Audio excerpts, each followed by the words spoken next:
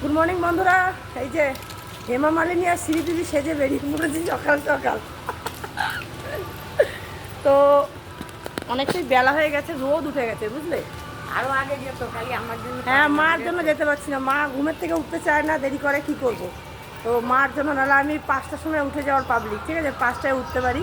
তো এই দেখো মাকে এইভাবে মানে এই চুড়িদারটা পরেছি, আর আমি এই যে এই সাজটা সেজেছি একদম হালকা। গরমে বেশি সাজতে ভালো লাগে না, সত্যি ভালো লাগে না, প্রচণ্ড গরম বুঝলে। এবার একবারে গরমে একবারে মানুষের টানা টানা করে দিচ্ছে, এদিকে বৃষ্টিতে খেটা খেটা করে ফেলছে। তো যাই হোক, বৃষ্টি তো পাইনি, গরমটা পেয়েছি। তো আমরা এখন যাচ্ছি সমুদ্রের পাড়ে হাওয়া খেতে, ঠিক আছে। হাওয়া খেলে যদি একটু ঠান্ডা হই। হ্যাঁ, তো কেমন লাগছে আমাদের দুজনাকে, মা আর বেটিকে দেখো।